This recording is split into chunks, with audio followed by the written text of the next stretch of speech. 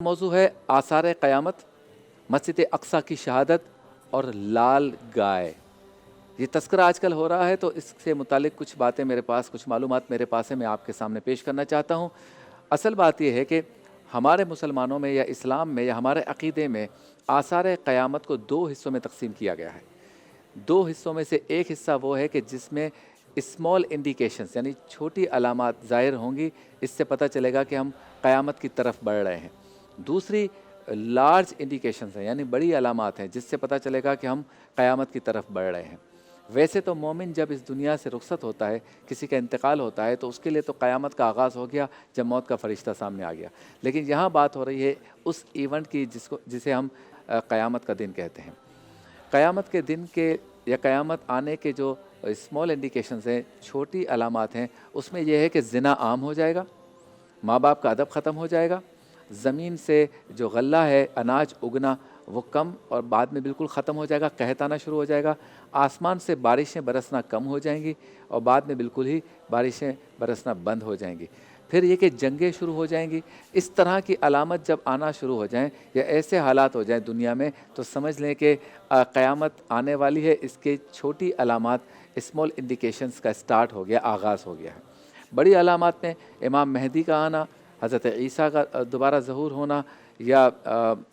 इस तरह की जंगें होना कि जिसे हम तीसरी आलमी जंग कह दें, या इस्तांबुल में एक जंग होनी है वो हो जाए, या दुनिया भर के यहूदी जो है वो बैतुल मुक़द्दस में जमा होना शुरू हो जाएं, या एक ऐसी जंग शुरू हो जाए कि जिसमें दुनिया के 70% के करीब मुसलमान शहीद हो जाएं और बकिया 30% जो मुसलमान हैं वो इन यहूदियों का मुकाबला करें। इस तरह की अलामात जो है ना वो बड़ी अलामात में आती हैं, क्योंकि फिर आसमान जो है वरना उससे बिजलियां कड़केंगी, फिर आपके पहाड़ टूट कर रेज़ा रेज़ा हो जाएंगे और सैलाब हर तरफ होगा, तूफ़ान होगा, और ये वो दिन होगा कि जिसे क़यामत का दिन कहा जाता है। यानी मुसलमानों में ये दो तरह की अलामात आने के बाद पता चल जाएगा कि क़यामत के आसार जो है वो नमूदार होना शुरू हो गए हैं, और बिल्कुल छोटी अलामात जो हैं, स्मॉल इंडिकेशंस जो हैं, उसका आगाज़ हो चुका है। यानी ज़िना आम हो गया है, जंगें स्टार्ट हो गई हैं और बरकतें ख़त्म हो गई हैं, और हम देखते हैं बीमारियां आना शुरू हो गई हैं मुख्तलिफ़ किस्म की, और बारिशों का मामला भी आप देख रहे हैं, और अनाज का ज़मीन से उगना, इसके मामला भी हम देख रहे हैं। तो इससे पता चलता है कि हम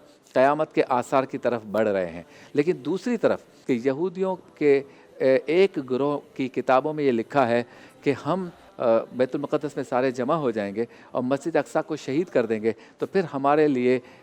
एक अजीम हस्ती के आमद या उसके ज़हूर का मामला शुरू हो जाएगा। इसकी तफसील कुछ यूँ है कि यहूदियों के अंदर दो ग्रोह हैं। उसमें से एक ग्रोह का ये कहना है कि जहाँ इस वक्त मस्जिद अक्सा है वहाँ पर एक टेम्पल का बनना है। ये टेम्पल बनेगा तो हज़रत दाऊद अलैहिस्सलाम की नस्ल में से एक अजीम हस्ती दुनिया में आएगी। दूसरे ग्रोह का ये कहना है कि टेम्पल उस वक्त बनेगा जब हज़रत दाऊद अलैहिस्सलाम की नस्ल में से वो अजीम हस्ती आएगी। यानी एक ग्रोह कहता है कि टेम्पल का पहले बनना ज़रूरी है तो वो हस्ती आएगी। दूसरा ये कहता है कि टेम्पल बनेगा ही तब जब वो अजीम हस्ती आएगी। अब जो यहूदियों का ग्रोह ये कहता है कि हमें टेम्पल बनाना ज़रूरी है तभी वो अजीम हस्ती दुनिया में आएगी, वो इस वक्त कॉन्फ्रेंसेस कर रहे हैं, और टेम्पल इंस्टीट्यूट जो यहूदियों का एक इदारा है वो उस पर रिसर्च कर रहा है। रिसर्च करने के बाद उसने ये फ़ैसला किया है कि हम पहले टेम्पल बनाएंगे, और टेम्पल बनाने के लिए उनकी किताबों में लिखा है कि शराइत ये हैं कि उस टेम्पल को बनाने के लिए मस्जिद अक्सा के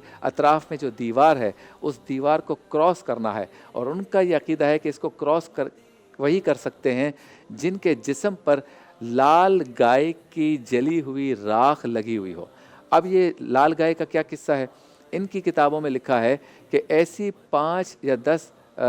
लाल गाय का तस्करा वो करते हैं कि जिनके जिस्म पर एक भी सफ़ेद बाल ना हो। वो 5 गाय को ज़िबा किया जाएगा और ज़िबा उनको बैतुल मुक़द्दस की ज़मीन पे किया जाएगा, और वो गाय जो है जब उनको ज़िबा कर लिया जाएगा तो उनको फिर आग लगाई जाएगी, उनके जिस्म को, उनके चमड़े यानी खाल को और उनके गोबर को, और आग लगाने के बाद जो राख बच जाएगी उस राख को एक पानी में डाला जाएगा, और वो पानी जो है वो उससे गुस्ल करेंगे या अपने जिस्म पर लगाएंगे। वो यहूदी जिनको हम यहूदियों के उलमा कह सकते हैं या यहूदियों के स्कॉलर्स कह सकते हैं, वही जो इस राख को लगाएंगे वही उस दीवार को क्रॉस करेंगे जो मस्जिद अक्सा के अतराफ़ में है। जब वो इस दीवार को क्रॉस करेंगे इसके बाद वहाँ पर एक टेम्पल کی تعمیر کا آغاز ہوگا ان کے عقیدے کے مطابق، اور اس ٹیمپل کو تعمیر کرنے کے لیے ضروری ہے کہ مسجد اقصیٰ کو شہید کیا جائے۔ اب یہ کام کب ہوگا؟ ان کا یہ کہنا ہے کہ یہ کام ان کی تاریخوں کے حساب سے ان کی عید آنے والی ہے، عید فصیح، اس دن یہ جو ہے اس کا آغاز ہوگا۔ اور مسلمانوں کو یہ سوچنا چاہیے کہ ہماری عید جو ہے وہ 10، 11، 12 اپریل کے آس پاس ہے، اور عید فصیح جو ہے وہ 22 اپریل کے آس پاس ہے۔ اگر یہ کام اپریل میں ہونا ہے تو ہمیں اس بات پر غور و فکر کرنا ہے کہ مسجد اقصیٰ کو اگر شہید کر دیا جاتا ہے اور تیسری عالمی جنگ چھڑ جاتی ہے تو مسلمانوں کی اس کے لیے کیا تیاری ہے، اور پھر قیامت کے جو آثار ہیں اگر وہ نمایاں ہونا شروع ہو جاتے ہیں، وہی جنگیں، اسی قتل کا تذکرہ ہوتا ہے، تو یقیناً قیامت کی جو نشانیاں ہیں اس میں سے مسلمانوں کا عقیدہ یہ ہے کہ چھوٹی نشانیوں کا آغاز ہو گیا ہے، بڑی نشانیوں کی طرف ہم بڑھ رہے ہیں، جبکہ یہودی یہ کہہ رہے ہیں کہ اس ٹیمپل کے بننے کے بعد وہ عظیم ہستی آئے گی اور اس کے بعد جو ہے وہ قیامت کا آغاز ہو جائے گا۔ لیکن ہمارے لیے جو فکر انگیز بات نہیں ہے وہ یہ ہے کہ قیامت تو ابھی نہیں آنی، اس کے آثار آ چکے ہیں، لیکن جو ہمارے لیے فکر کرنے والی بات ہے وہ یہ ہے کہ مسجد اقصیٰ کی شہادت کا منصوبہ بنا لیا گیا ہے، اور یہ لال گائے ٹیکساس امریکہ سے بیت المقدس پہنچا دی گئی ہیں، اور اس کی شرط تھی کہ وہ 2 یا 2.5 سال کی اس کی عمر ہوگی، اور وہ اس عمر کو پہنچ گئی ہیں۔ ان کے جسم پہ کوئی سفید بال نہیں ہے، مکمل طور پہ وہ لال ہیں اور بچیاں ہیں، اسے ریڈ ہیفرز کہتے ہیں وہ، اور اس کو انہوں نے مسجد اقصیٰ کے سامنے ایک علاقہ ہے جسے کہتے ہیں زیتون کا پہاڑ یا کوہ زیتون یا اولیو ماؤنٹین یا ماؤنٹین آف اولیو کہتے ہیں، وہاں اس کو رکھا گیا ہے، وہیں اس کی قربانی ہوگی، اور اس کو جلا کر اس کی راکھ یہودیوں کے اسکالرز اپنے اوپر ملیں گے، اور پھر وہ مسجد اقصیٰ کی اس دیوار کو کراس کریں گے اور پھر وہاں ٹیمپل بنانے کے لیے مسجد اقصیٰ کی شہادت کا آغاز کریں گے۔ آج مسلمانوں کو سوچنا ہے کہ اگر